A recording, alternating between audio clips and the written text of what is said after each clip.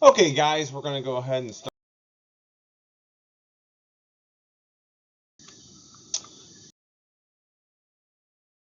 Now, where did the Greeks come from?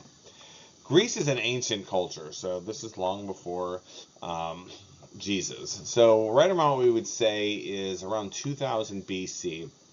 There's these people who are called Indo-Europeans. And Indo-Europeans are anyone that speak a certain language type. It's a root language that ends up being like one of the main branches for European languages. Anyhow, these folks settle into that peninsula area and on those islands. And those most early people are called the Mycenaeans. And so we would say the Mycenaeans are actually early Greeks. They have the first, what looks like the most contiguous Greek culture, basically. So when we look back, they look very similar to what the later Greeks would look like. Now think about how long ago that is. We're at 2000 BC, so that's over 4,000 years ago. Now on the screen right now, if you look, I have the capital city, that's Mycenae. And when you look at that, you can see that the city is next to a steep cliff. Now why would you put a huge part, a huge facing of your city on a cliff? Well, if you're thinking invasion, then you are correct, gentlemen. Now, there's a calculated risk here. Anytime you build next to a cliff or even a mountain or a river, any type of geological or geographic obstruction, that obstruction can also destroy you. So when you put your whole civilization on this, or this capital city, on the cliff's edge, if there's erosion, an earthquake, anything like that, you're risking damage to your civilization. The reason why they did this is exactly what you're imagining, and that's invasion is so common in the Mediterranean. The Mediterranean is a place of constant warfare because there's a lot of resources and there's a lot of water routes, and some civilization is going to get control. Someone's going to wrest control, and so there's a lot of fighting over that. So when you look at Mycenae, you can see these heavy, thick walls, which is pretty common with Greek cities, and you can see that cliff's edge.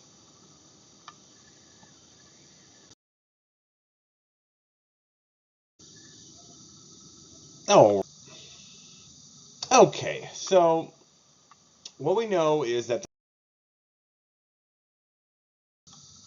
now,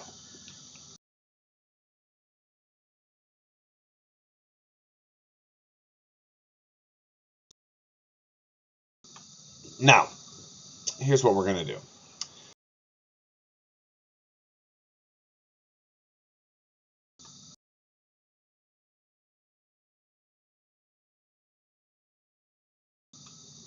Now, the first city state that I want to focus on today is one that you've probably heard.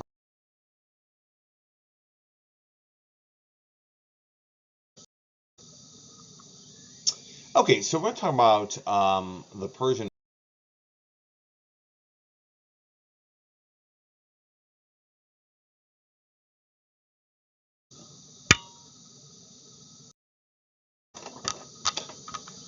Okay, so the Persian War. All right, so after the Spartan defeat at Thermopylae, now mind you, again, it was a battle. Though the Spartans lose, it was a costly Persian victory. Probably 25,000 Persians killed in 3 days. And the Persians start to take over all of Greece, and um, they start to conquer the Greek peninsula, and they conquer places like Athens. And so there's this really critical battle, and it's the Battle of Salamis. And Salamis is a naval engagement. And it's one that some historians say that Xerxes did not have to engage in, and he had roughly probably double the amount of ships that the Greeks had.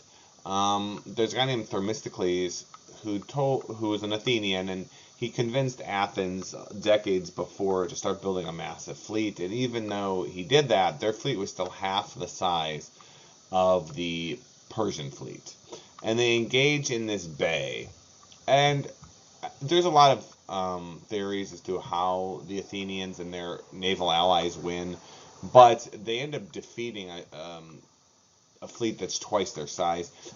combat in this time naval combat would look strange to modern people because you're probably imagining that a lot of projectiles or things like that. This is pre-age of gunpowder.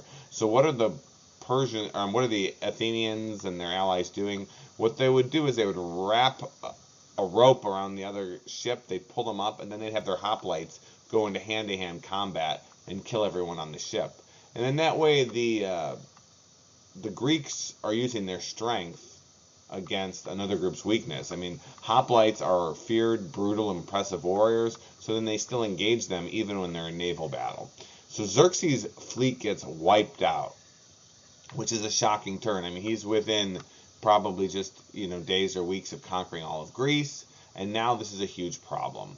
And the reason why the problem is that this is a big deal, guys, is remember that bridge that Xerxes built from at the Hellespont, the spot where the two continents are like kissing? That bridge is now in danger because he no longer has a navy to protect it. So he has to make a choice. Now that the Athenian navy has conquered that area, they can go right to the bridge and burn it down. If they do that, the Persian army of whatever it is, 250,000 plus men, depending on which, historians you believe, if they've got 250,000 men in Greece, they have to feed them and supply them every single day. They need water, everything that you would need. If the bridge is burned, they're cut off from Asia. And so Xerxes immediately surrenders, or calls for a retreat rather, and he retreats his army back over the bridge. And once they do that, the Greeks burn the bridge and they cut the ropes. And they take the ropes, which are as big as my arms around, and they wrap them around their temples. And the Greeks, this smaller set of city-states, has defeated this massive empire because of this one engagement, the one engagement that really mattered at the Bay of Salamis. The Greeks won.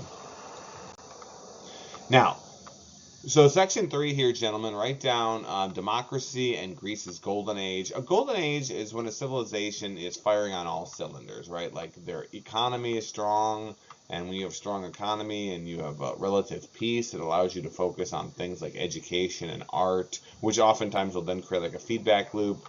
So then your art and education get better, and your culture gets stronger, and you're able to deepen your prosperity with new trading partners. And this happens throughout many civilizations, and this would be Greece's in this period after the Persian War. Now, to understand this golden age, we have to understand a little bit about their art. So please write down glorious art and architecture.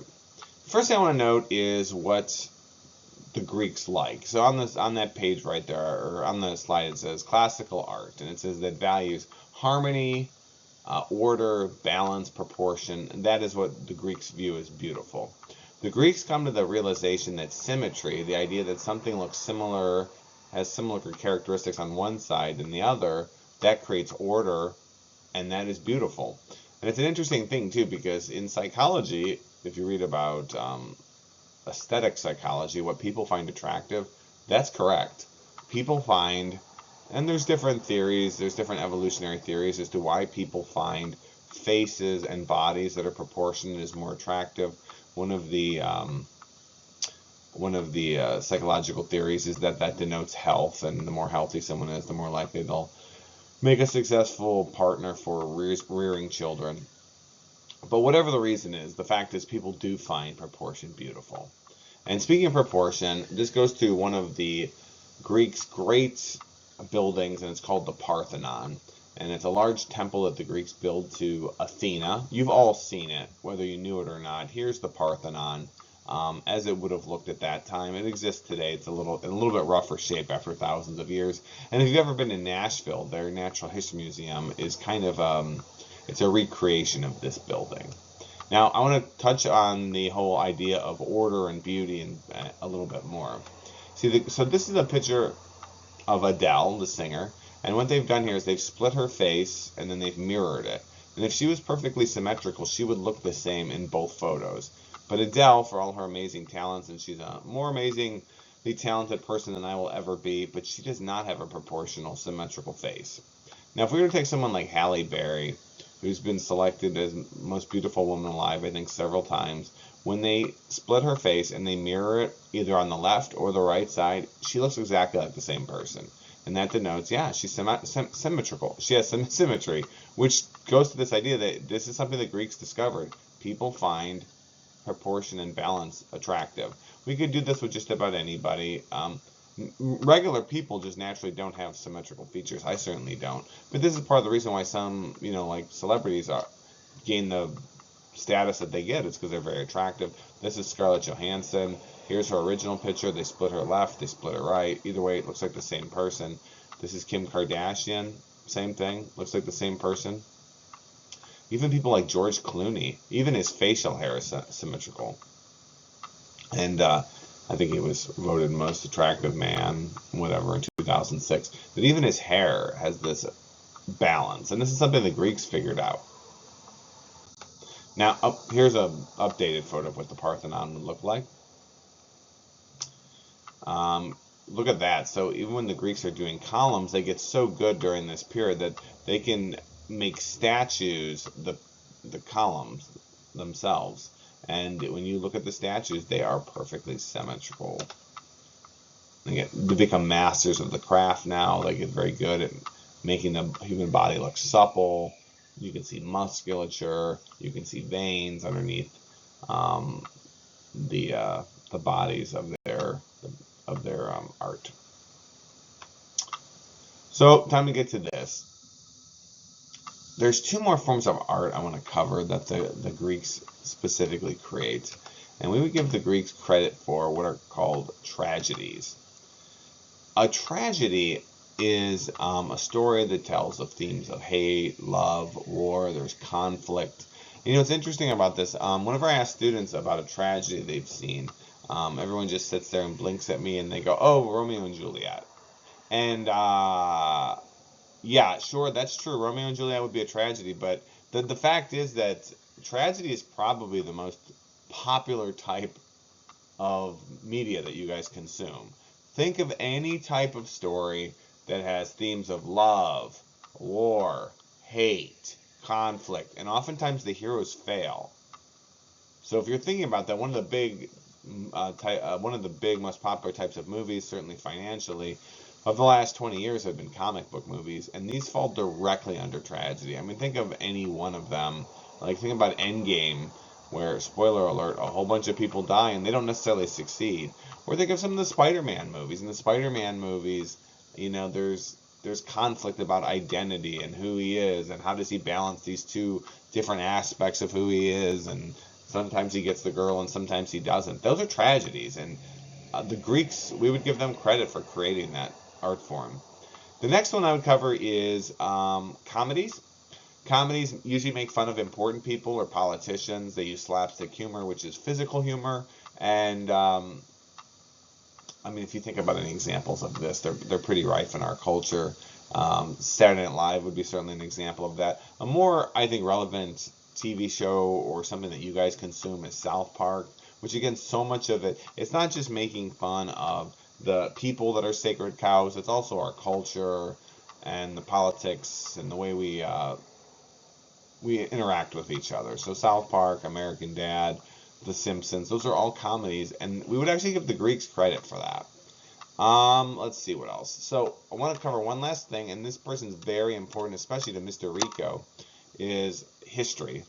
The Greeks, there's one particular Greek, and we would say his name is Herodotus, and we consider him, generally speaking, as the father of history. Herodotus had, before Herodotus, there was obviously history, right? Because we had a lot of history in this class even before the Greeks. But what Herodotus does differently, and the reason why we start to call him the father of history, is he thought that history mattered just for its own sake. Understanding what happened and why it happened with the closest connection to the actual events mattered. So he would actually go to places and interview people and try to find out the actual numbers. You have to have an appreciation before this. Yes, history was written down or spoken of. You had oral tradition. But oftentimes, here's the thing, a lot of that was just self-serving for a leader or a king who wanted to be remembered, and so the historian would say or whatever he wanted them to say. But that's not Herodotus' approach. Herodotus' approach is to actually find out what the history is. And it's much more similar to what we try to do today, like what happened and why. And so Herodotus is the person we would, again, label as the father of history. Thucydides was another person, another contemporary of his, that we also say, yeah, it was history for history's sake. And that's all for those. Okay, so I set this slide up, Mortal Kombat style. Right, here we go. We're finally going to get to the war called the Peloponnesian Wars. And, you know, you can kind of see this coming. Sparta and Athens have been feuding. They're both obviously powerful Greek city-states with many allies and a lot of influence. But after the Persian Wars, you know, Athens became even more prominent, and a lot of the Greek city-states sided with them. And Sparta and Athens really want to find out who is the most powerful, who should lead, you know, Greece, who should have the most influence over the other Greek city-states. And so finally, in the year 431 BC, they're going to go at it. And the two sides clash in what we call the Peloponnesian War. One thing I think would have been good if I'd written on this slide is next to Peloponnesian War, I think I should have put a dash and put Greek Civil War. So if you want to add that, I think that's beneficial for you, because that way it frames it properly in your mind. Even though the Greeks aren't one empire, I do think it's fair to call it a civil war. So here's the thing, and you kind of probably figured this out. Sparta, by the nature of the things that it focuses on, has a more powerful military, land military. And I don't want in any way, shape, or form to give the impression that the Athenians are like pushovers. The Athenians have a very powerful land army as well. They have hoplites. They are more than capable of doing the same types of military feats and formations that the Spartans are. But what really at Athens focused on was their navy. And because of the layout of Greece, this is going to be mostly land war.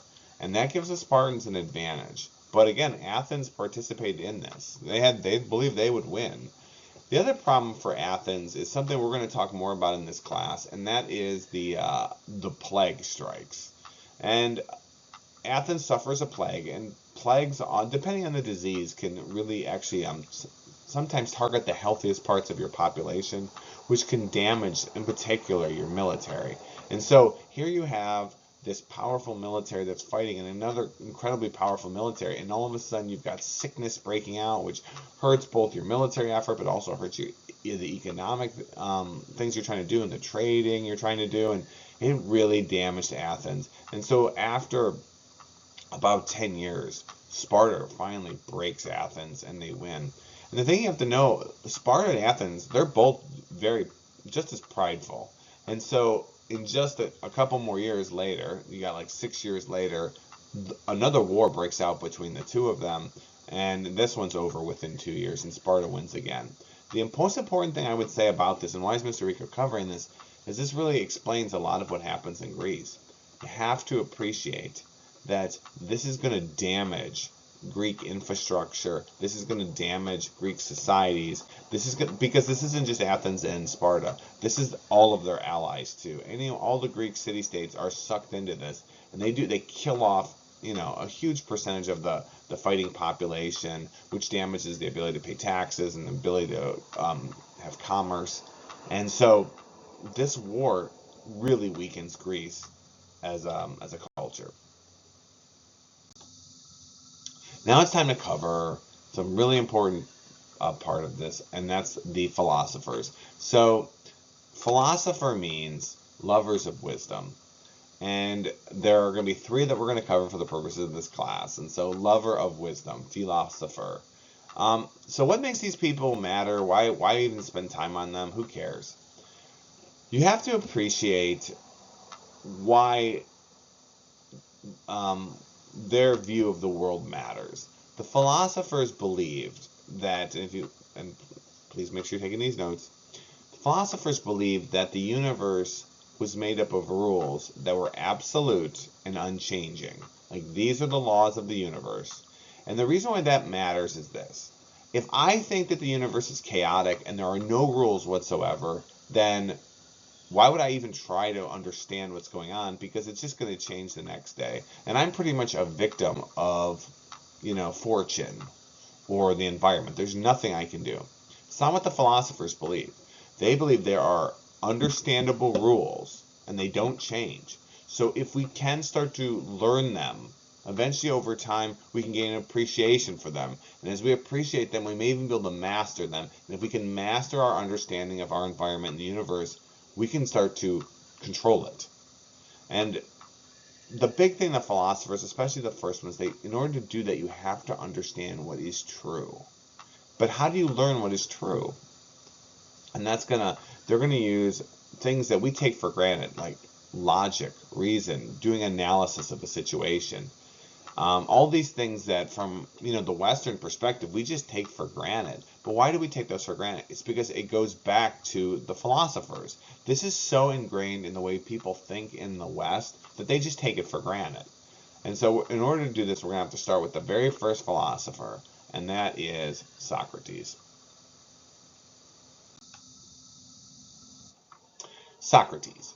So a big part of what Socrates did is he would question people, and he would do that, and not just other people but himself as well. There was constant self-examination, introspection, and always peppering people with questions. And what Socrates would try to find out is, what do you actually know? And what he would do is he'd say, hey, something like, what is love real? What is love? And if I asked you that, and you actually just sat here and thought for a minute, you're like, Mr. Rico, what's love? It's a feeling. If you told me it was a feeling, the first thing I would say is, okay, so when I'm changing my child's diaper in the middle of the night, or a kid's throwing up, and I don't have that feeling at all, do I not love my child?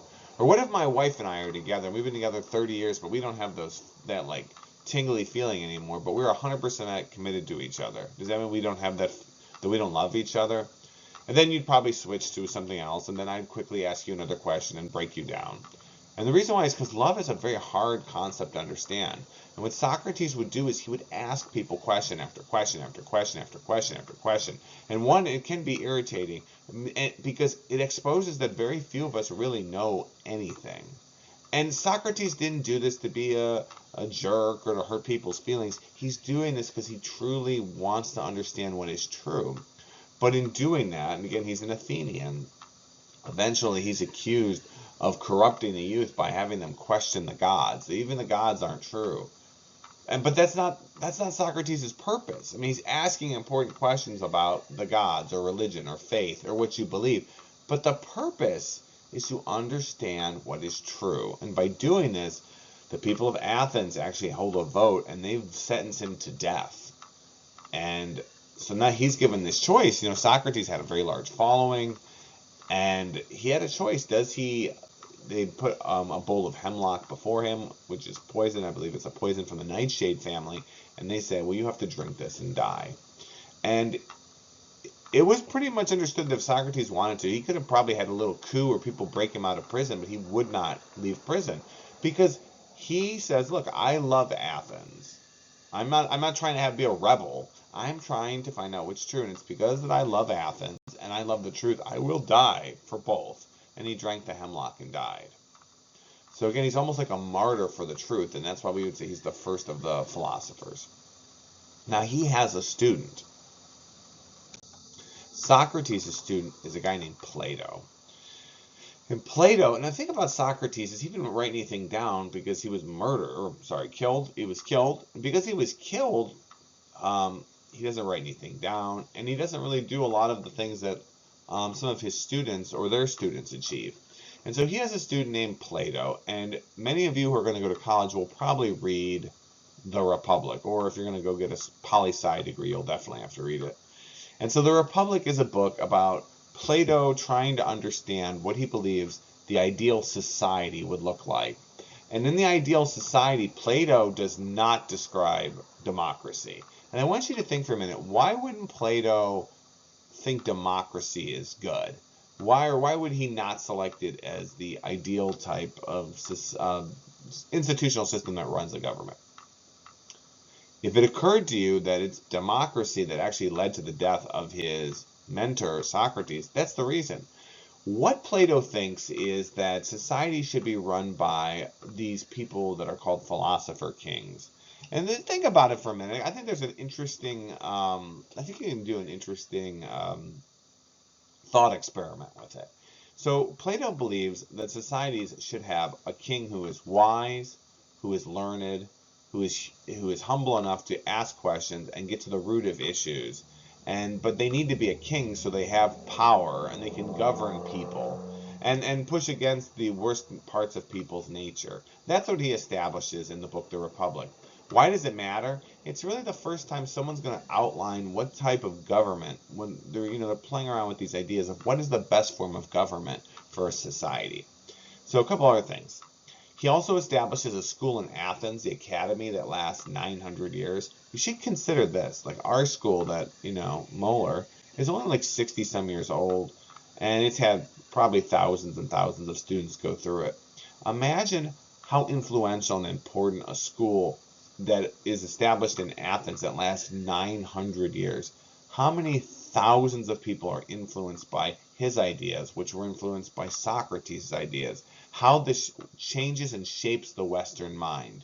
It's amazing. One other thing I'll point out too is it's not like these 900 years were smooth sailing years either. These are years of tumult and war and chaos, and it's still there. And this is a big reason why when I describe philosophy and you're like, well, that's all common sense, use logic, use reason. Well, the reason why you think that is because of things like his school.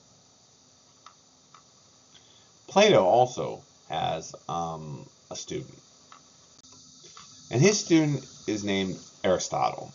Aristotle is a guy who he kind of comes up with a proto version of the scientific method. It's kind of like an early version where you ask questions and you try to test them out. And I would say that he promotes this thing called the geocentric model of the universe, which he's very early on that too. And what does that mean? Aristotle is making observations about the world and the universe. And he notices with other men of his era that celestial bodies in the sky, things like stars and planets, move and they rotate around. And he comes to this idea, with some other people of his time, that the geocentric model of the universe is correct. And what that means is, if you look at the picture, it shows you that the Earth is actually the center of our whole universe. And you think to yourself, well, that's stupid. What a dum-dum. No, not at all. Actually, it's pretty amazing to come to this conclusion.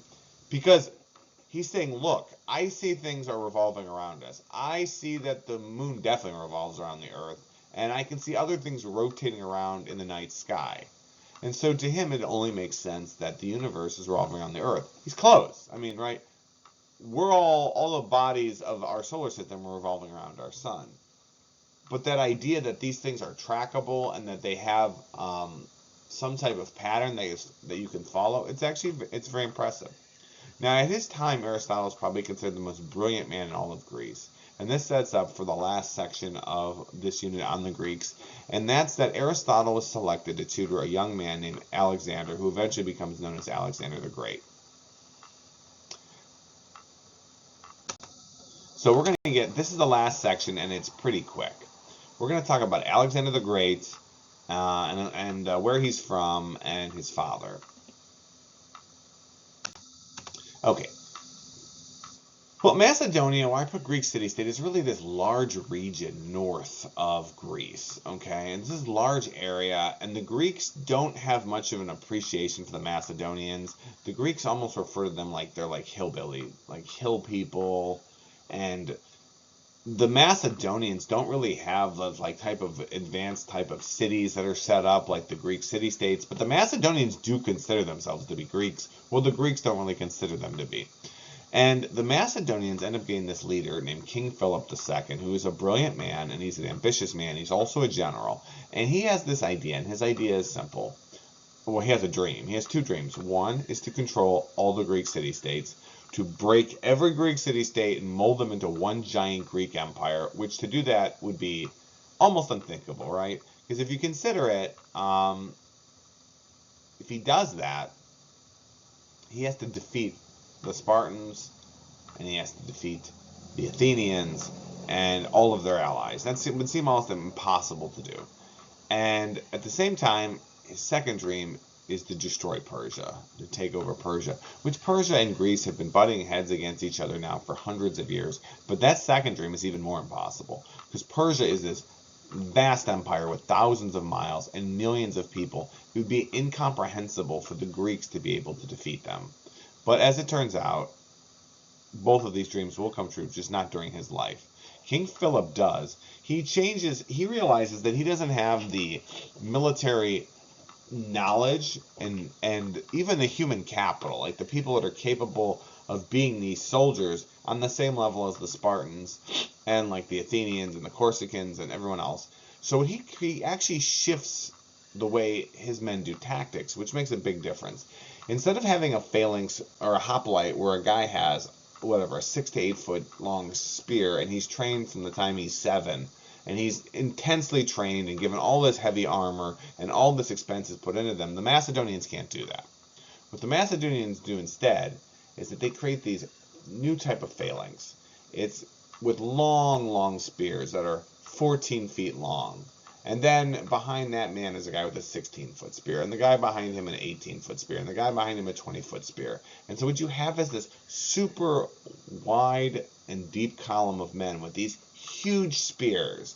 And all they do is they move forward together on command. And by doing that, it makes a hyper-lethal wall of death long before a hoplite could get into hand-to-hand combat. So what it does is it nullifies the great advantage that the Athenians and the Spartans have. These incredible warriors that have all this armor and are trained from the time they're a kid. None of that does you any good if you're dead. And that's exactly what happens. This new version of the phalanx, it is the right tactic at the right time. You know, a lot of you I know appreciate sports. Think how much different like American football is today than it was 20 years ago. Tactics change over time. And when certain tactics are employed, they become dominant. And this new form of the phalanx is exactly the right tactic. And he ends up defeating all the Greek city-states. And then King Philip does what all of us will do. He dies. But after King Philip dies, his son, who has been reared with him, his son has watched his father lead, and has watched his father lead men into battle, and then was tutored by probably the smartest man in all of Greece, now takes over. And for all the intelligence and bravery that this young boy has, ambition is probably his greatest asset. He gets his armies together. He now has a unified Greece, and now that Greece is won, he can now mobilize. This is now an empire. He can now mobilize the manpower, the equipment, the weapons, everything from all of Greece, and he immediately starts to march on Persia. And as he marches into Persia, I would be surprised if the Persians were truly took this threat seriously at first. And he's fighting against a guy named Darius III, but it becomes quickly evident when they go into combat that Alexander's amazing. He's an amazing tactician. He's an amazing warrior. Alexander always fights at the front lines too. He fights on the front with this helmet with these giant white plumes, and he just starts defeating army after army after army. And Darius, the head of Persia, starts fleeing from one city to another, and where he goes, Alexander follows. Alexander writes him a couple letters and taunts him, and eventually Darius goes to the capital of Persia, which is Persepolis. And when he goes there, Alexander goes to the capital and burns it to the ground. Darius flees. And then at this point, Darius' own bodyguards view him as the problem. They take him, they slew him, they kill him, and then they leave his body out. And when they do that, that's like telling Alexander, it's over, please, no more. And Alexander crowns himself now the new king of the Persian Empire. The Greeks, this relatively small grouping of people, over this weirdly strange terrain, the valleys, the hills, have now conquered this massive empire. But Alexander's just getting going. So what else does Alexander do? Well, he's not done. He goes into Africa and he defeats the Egyptian Empire and then crowns himself pharaoh. Then he goes into India and he starts beating up the different Mughal princes and starts taking over vast tracts of India. Everywhere Alexander goes, he conquers. And one of the things that by doing that is he's doing what's called cultural diffusion. He's bringing that Greek culture with him into different places, and it's melding that culture. When he goes into Persia, he blends Greece and Persian culture. And then when he goes into another place, when he goes into India, he's bringing all those cultures. And it's actually allowing these different ideas to spread from one place to another. There is a poem about Alexander, and it goes like this at the end. It says, For Alexander wept, for there were no more lands for him to conquer. You should consider this, gentlemen. Alexander does all of this in 10 years. He takes the throne probably at 20, and he expands and creates one of the largest empires on the planet at that time. Look how big it is. If you look, you can see Greece in the upper left, and he just expands all the way into Asia, goes down to Africa. Everywhere he goes, he conquers. At one point, his men want to have a mutiny because it's been going on for so long, and he's able to convince them to keep going. But so what actually stops Alexander? I mean, that's the question, right? Because what's the end of the story with him? So let's talk about Alexander's legacy. So Alexander's legacy, he's king for whatever, about 13 years, and he takes over this gigantic, again, if you look on the map there, he takes over this massive empire. Well, he spreads that Greek culture, but he dies. Now, his death is kind of mysterious. Different historians have different theories about it. He was like vomiting up large quantities of blood. So there's a theory that his new bride poisoned him to death. It seems like a very reasonable theory because you have to, in order to have an empire of this size, Alexander's been involved in, I don't know, the deaths of tens of thousands, perhaps hundreds of thousands of more people, so that certainly gets you enemies. So maybe she was an assassin. There's also other theories that he had picked up some type of contagious disease. Either way, Alexander dies very quickly, violently, and brutally with blood and horror, and he has a tomb that's erected. And that tomb, which is another part of the mystery of him, it's put in a city called Alexandria. That tomb was laden in gold and treasures with his body, and it is visited by later Roman Caesars and different leaders from out the world. They would sit and talk to his dead body. That tomb has disappeared. We have no idea where it's at. We have no idea where its treasures are. On a final note, because sometimes students will ask, like, well, how long does his empire last? It doesn't last. His empire starts collapsing almost immediately, because here's the thing. It is one thing to conquer. It's another thing to start a large empire that lasts for a long time. I mean, you have to have administrators in place. You have to have sons, perhaps your sons or daughters, or somebody has to be in place to start to keep this empire cohesive, and there's no one like that. So although Alexander, and I know all of you have heard his name, and this is what he did, and Alexander created this massive empire, it is a flash in the pan. It starts to break down into pieces, and there's fighting over his body and all these different things. Anyway, I am going to put one more slide up, and I think this slide is very optional. This slide is just, feel free to write it down, guys, or don't. I've actually covered all these concepts before. I do think they're important, so I at least just wanted to put this last note up. Just talking about governments. We've already talked about theocracy when we talked about the Egyptians. It's the blending of church and state. We've talked about monarchies, which I've had this. It's ruled by royal blood. It's by king or queen, and it's passed down. We've got rule by aristocracy, which is when you have wealthy people or people with titles ruling a culture. Oligarchy is when you have rule by a few powerful people. We definitely have oligarchies on the planet today. And then direct democracy is when citizens vote, and they specifically vote on everything. The citizens directly make all the decisions. I'm all done with the Greeks. Good job, guys. And next unit up are the Romans.